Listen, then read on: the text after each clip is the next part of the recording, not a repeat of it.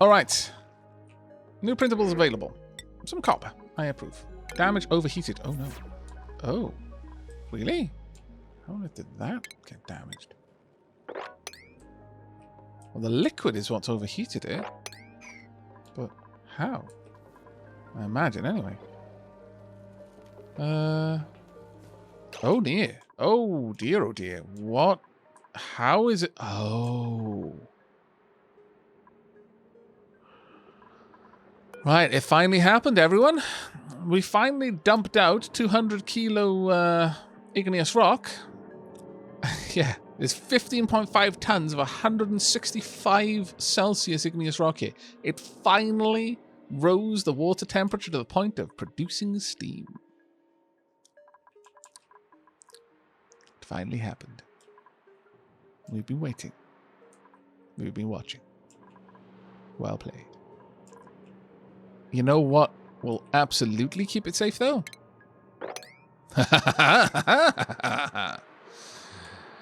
Ah, yes. I'm going to dump it into the frozen core waters. There's no possible way it's going to be able to heat away. It will, with enough time. Very long time, but enough time. It will happen. What's the significance of this event? Well, basically, we had a pool of water there. We've been dumping the 200-degree spare rock from this volcano into it for several cycles. It has finally gotten hot enough that it flashed that water to steam. And the steam went ahead and melted everything else. The ladders will be in the way. Nope, nope, ladders don't catch it. Otherwise, that ladder would have caught it. It just falls straight through ladders.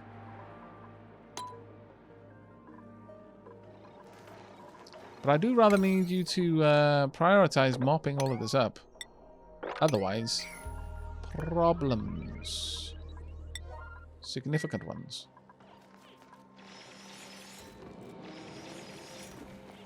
Goodbye, water. Whoosh. Let's have a look at the temperature down here. That's impressive.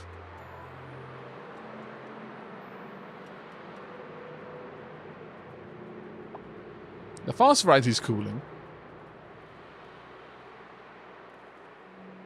But that igneous rock, that's an awful lot of igneous rock there. That's 15 tons of igneous rock. That has a significant amount of energy that can be stored inside it. That is a lot of energy. That is a lot. A lot of energy. But it is coming down very slowly. We're slowly going to cook the core of this asteroid. Yeah, it's going to be grand. Truly. You know what I could do around here?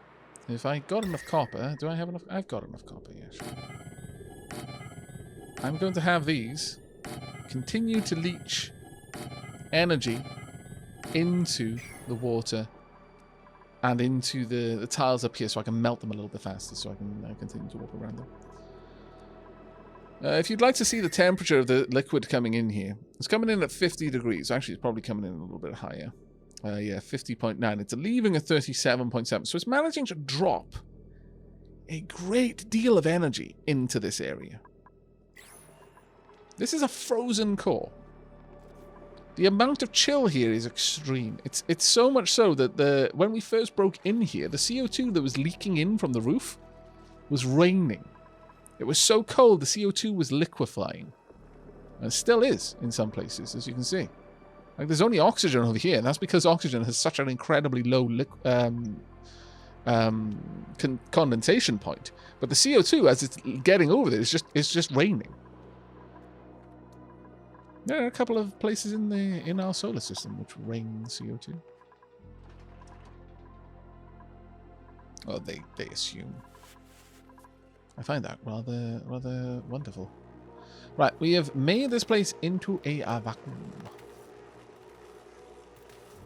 We are going to want that to run for a little while. Right, it's time for us to hook up the water now. So with that,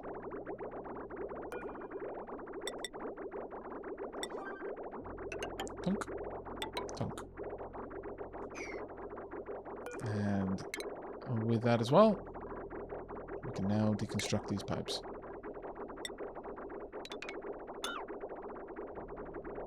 We'll continue to provide oxygen to the system there, but you want to watch this system in action.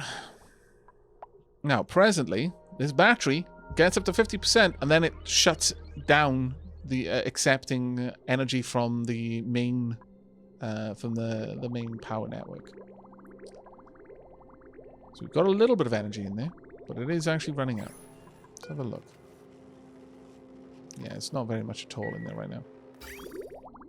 These are going to start producing both hydrogen and oxygen. Now, oxygen and hydrogen are going to get up to the top to begin with, but because of the way that oxygen not included doesn't allow elements to mix, we will probably be seeing some hydrogen and indeed oxygen going down this way as well, which is a little bit of a problem. But we have managed to pull out mostly oxygen already. So hopefully we're going to watch all of that oxygen and all of that hydrogen from the lower vents get emptied.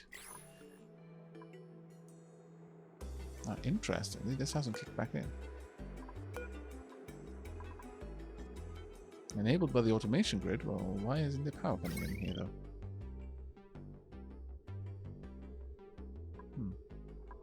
Oh, there we are. I'm curious. Oh, no, did I? Oh, no, I made a regular transformer. We may have actually run out of power there for a moment. That's a little bit terrifying. Right, these are now full of just oxygen. Up here is a thin layer of hydrogen. Now, that hydrogen is going to prevent any other gas from getting up to this point. Now, this thing can only pull 500 grams at a time. So if we set this to 1,000 grams, if it's above 1,000 grams, then this thing can activate. What will happen is it will pull out the oxygen that has already gotten up there. And as you can see, suddenly all of that hydrogen is swirling in there. And we're going to see hydrogen leaving on this side. Now that that's happened, we can go ahead and disable this building. I'll leave it there so that if there is ever a time that I need this, in fact, what I can do is I can hook it up to a little bit of automation. I can put a little switch right below it. Oh, damn it. If I want to, and that can control it. Should have thought to do that ahead of time, actually. Let's make those a priority now, so that I can control it automatically. This will only ever have hydrogen now. This is basically creating a gas lock, an element lock. Right. Now that that's shut down, this hydrogen, when it gets pumped, is going to go into these hydrogen generators, which in turn will feed the system with power. And the two of them in concert will provide more than enough power to keep the whole system running forever. It will actually produce a positive amount of hydrogen out of this. Or its potential. It has a potential to. Either way, if it can't, whenever this activates, and pop, I need to make sure that that is turned off. Yeah. And then this can be enabled. It will automatically be disabled by the automation switch. But generally speaking, these should be able to keep these batteries running more or less forever. And it'll only need a tiny bit of backup power every now and then. Well, if ever it needs it again. At this point, it's now got more than enough hydrogen to just keep going. I'm allowing it to run all the way down to 25. I'm actually going to rise that to 50. So that it tries to keep itself between 50. Well, actually, I'll pop it down to... go with 55. This will only kick in if it drops below 10%. And it'll only take it up to 50%. But by and large, this system will now produce excess hydrogen. It will produce forever. It will always make more. And as you can already see, the oxygen has completely filled these. Now, part of that is because I'm not using the oxygen anyway, so, you know, there is that. But with that in place, I can now shut down my old spawn. So, tunk. We're going to completely shut down the old system. It is time. Now, generally speaking,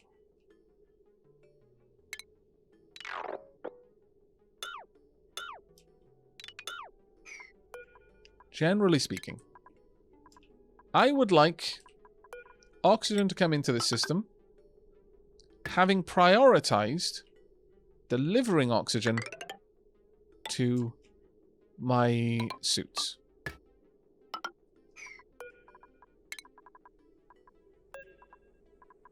I'm going to need all of this work done. Actually, I should have made sure that that was on a 9. Because realistically, I need this done right now. In fact, I need this done, like, before. But I needed to wait for the system to be ready for me to pull it apart. Because right now, this is the only thing generating any oxygen in this system right now. Once this is all broken down, we'll be able to just strip this out. Little bits of excess hydrogen are going over there. And if we have a look over here, the hydrogen from this system, once this is completely full, will bleed off and we'll enter into the main power system.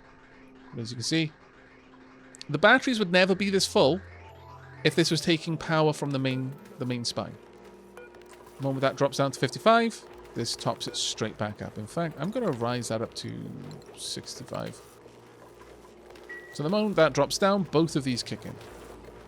Like so. So this is now completely self-sufficient. Now, once I've actually hooked up that oxygen to the main system, it may well change, but we will hopefully have that sorted in a moment. Right, I want all of this stripped out, please and thank you. Don't need any of that there anymore. Not even slightly.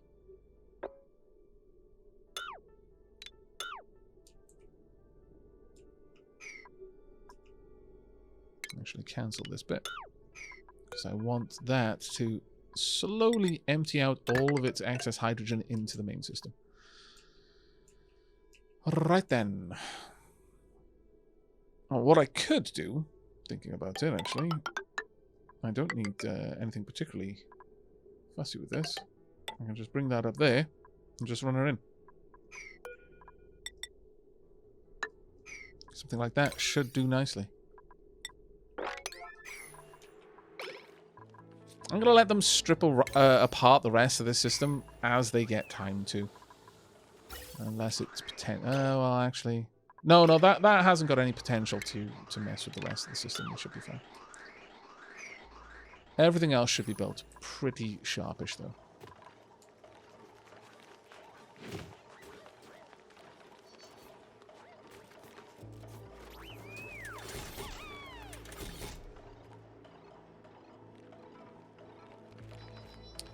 Yeah, there's a bit of leeway when it comes to state changes. Basically, everything has plus and minus 2 degrees. So it'll take 2 degrees more, there needs to be 2 degrees worth of thermal energy more for something to boil or to liquefy. And there needs to be 2 degrees less energy in the item for it to condense or freeze. So water, which has a triple point, I think, of 1.3, would need realistically to be -2 to freeze and 102 to boil. Polluted water is a bit different. Not really sure how they thought about polluted water and how they were going to take that, but right, with that done, we should be good to just hook all of this up. And this needs to be removed. Once that is done, we, as they say, are good. There's going to be an enormously big potch, though, to fix this part, but I will do my best.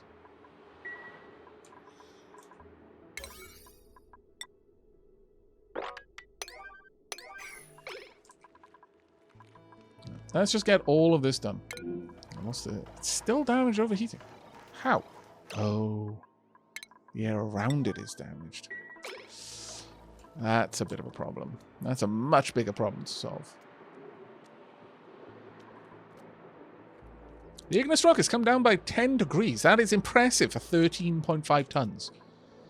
For that water, water really cannot be overstated how ridiculously good that is. It is so capable. That's true in real life as well. Right, telescope is idle. We discovered a rocky asteroid. Copper, sedimentary rock, and igneous rock. Let's check out the next one. Oh no. Is that vacuum? Please tell me. Oh no, it's oxygen. That's worse. Poop.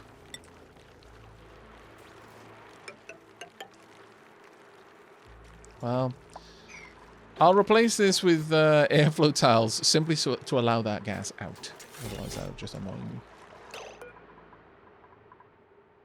What am I trying to deconstruct it? Oh, right. But there we go. We're now giving huge amounts of priority to the actual gas tanks on my. Well, should I give that such a high priority to it though, or should I split the priority?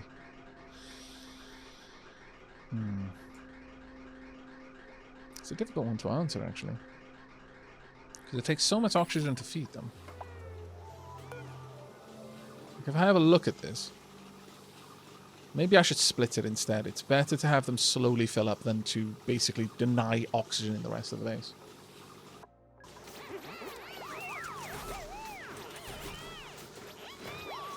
I think it goes up all the way to... Ooh, we are running out of power. Wow. How and when did that start happening?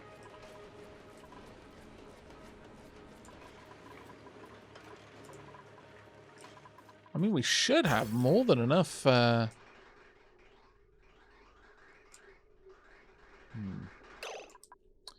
Okay. We need to switch these around again. So this one needs to go back to being bit 2. And this one goes back to being bit 3. I need natural gas to basically kick in earlier. And to stay on longer. That will probably solve the issue. That, I mean, we've clearly got enough energy that, because when things kick in, it charges. So I just need them to kick on for longer, really. More than anything else. Alright, let's have a look at this. We're still dumping O2 into this. Right, let me have a quick look. This has 200 kilos. This one has 200 kilos. 200, 200, 200. It's now filling up this one.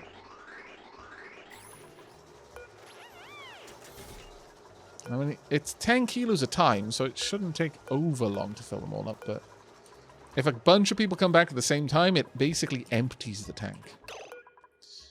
That's a little bit of a problem. I'm not sure that that is necessarily the best way to do it. I mean, the rest of the base, realistically, we've got a very comfortable atmosphere in here, so it can survive it for a while. And now we're going to be filling this place with a massive amount of oxygen just sat there, but... There's a part of me that thinks maybe I should have a storage tank of oxygen so it could hazard a period of time where it needed to dump a little bit extra in there. It's a bit of a tricky one, there. It is a bit of a tricky one.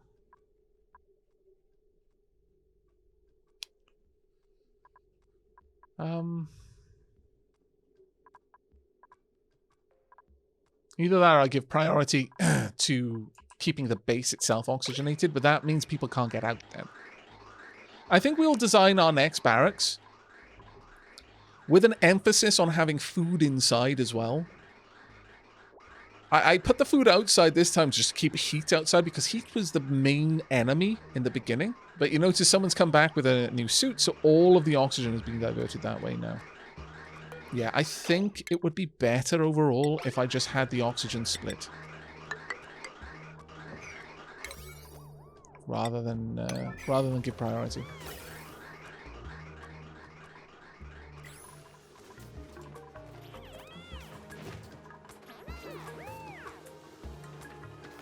We'll see how this does, though.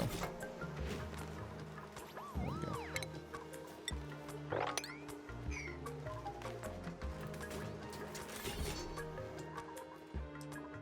Now that that's done, we should see this balanced out a lot better. The base will generally get more oxygen as time goes on. We're not really having to deal with much in the way of CO2, though. I say, as there's loads of it gathered over there, but it should be able to easily... Yeah, it can easily displace the natural gas that we've got in here. I'm going to go ahead and I'm going to deconstruct these two tiles. Allow the natural gas to filter out, and then I'm going to close it off again. The natural gas should be pushed down. Or I was assuming that it would be. Perhaps not. It's now being pushed up by oxygen trying to get in. Well, that's the opposite of what I wanted. Still, there should be more oxygen pressure up here pushing down than oxygen pressure outside pushing in. I say, as I didn't check, and there is absolutely more pressure outside than there is in the inside. Oh, poop. Okay, then we'll close that off then. Alright, new principles. New reject all. But I think it's safe to say we've got a fairly solid system over here. This industrial scale spawn is doing well. And we've got a full line now of oxygen making its way up at all times. Which means we have now filled all of these spaces. And we're just using oxygen to cool everything. It's coming in at 48 degrees, going out at 12 degrees. That should be enough to keep everything cool. 52 degrees there, 61, 105. I mean, that's not amazing. 49. But this has been running without pause for quite some time, so I'm relatively happy with that. All right, then. So, I'm going to need another robo-miner just about here. So, the first thing I'm going to do, pop these up there. Pop a little bit of a ladder there. Bring a... what is this going to be? Sandstone across. That's fine. Yeah, sure, that's fine. And on the inside, we're going to place obsidian, of course.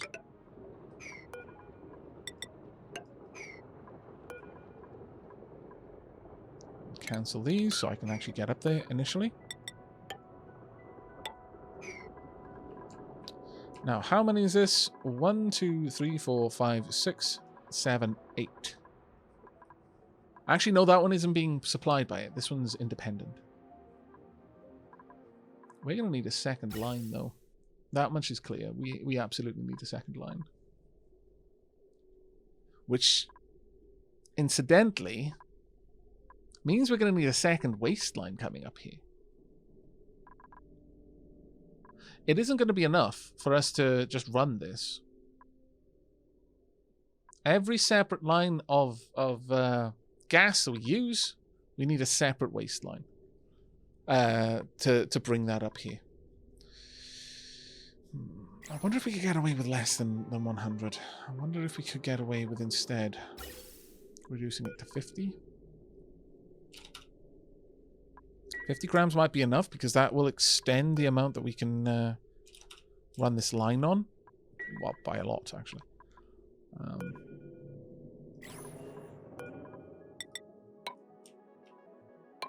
It'll be easier to go up from the bottom.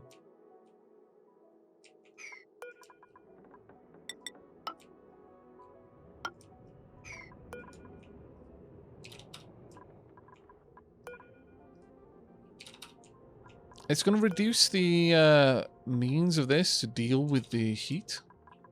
But it's just one of those things, unfortunately. I'm just going to have to accept it. Well, assuming it works at all. It might not. We'll see.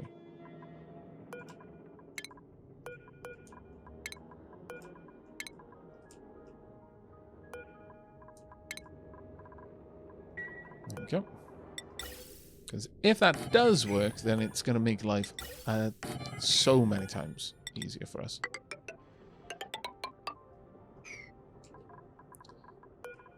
And we'll prep this one all the way along.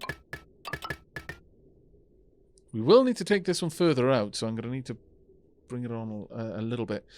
We'll see. Because this is just double the amount that we can use.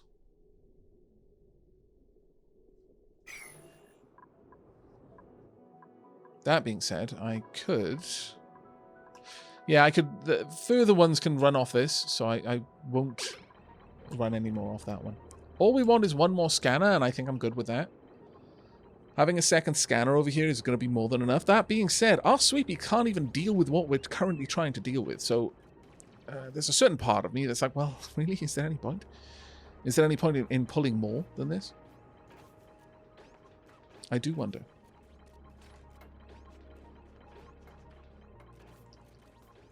Hey, Pixie Tricks! I'm playful. Thank you very much for your raid a little while ago. Do apologize for me missing that. Sleep well, Pixie Tricks. Well, time for me to stop lurking and get some sleep. Hope you have pleasant dreams.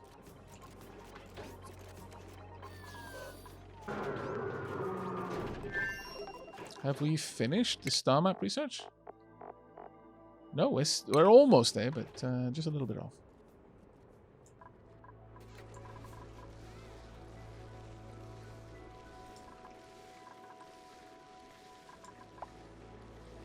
Okay, now that we have that going... Oh, there we go. What did we get? Oh, it was another rocky asteroid. Okay, well, that's fine.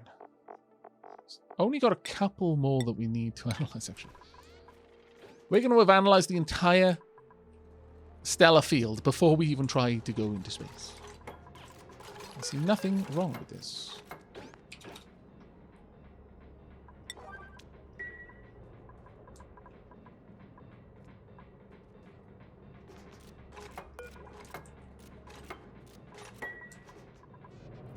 Now, they do need access in there in order to be able to take care of that, unfortunately.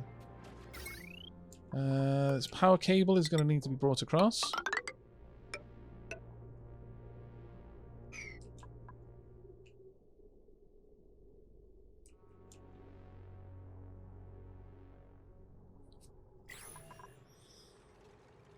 At this stage, though, we could technically leave it at that. Realistically.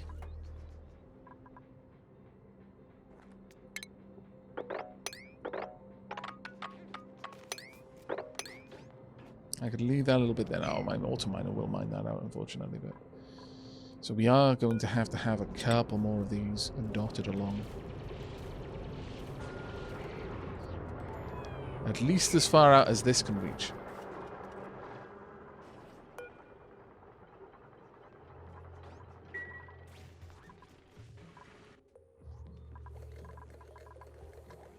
But having a much larger scale spawn is going to give me a lot of options with how I manage the next expansion of the base. This is an awful lot of gases being delivered there.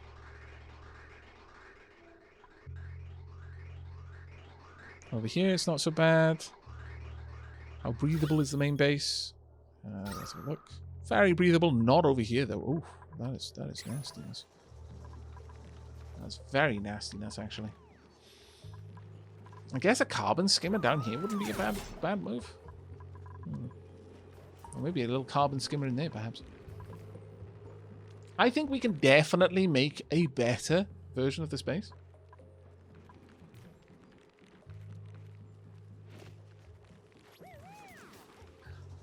I have absolutely no doubt about that.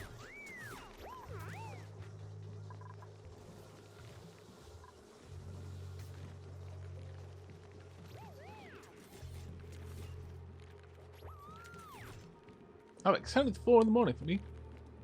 How is the colony doing today? It's doing reasonably well, I think. We've managed to start scanning space for the various stars. It's going quite well in that regard. Very happy with it.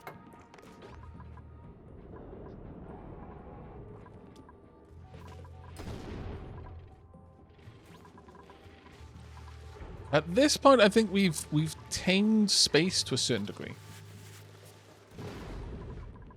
I really do. We've also built a much larger spawn down here. It's not a very efficiently built spawn. There's a lot of space unnecessarily used, but I like it. We could build another one for even more production of oxygen, but there is no need for that. Absolutely none. Zero requirements for such use. I think building a new barrack is the next step for us.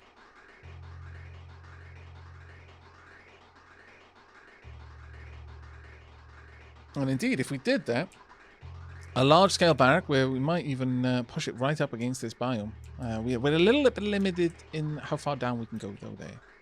It might be better to build it over here. Or above this, perhaps? No, we'd interact with that. Is there anything over here? No, we could perhaps occupy this space. Now, what we could do is have each one of these tanks supply oxygen as a primary to a different kind of corner of the base. So the base would always be oxygenated, then secondary priority would be to fill these with oxygen, and tertiary priority is to use whatever leftover oxygen as waste gas.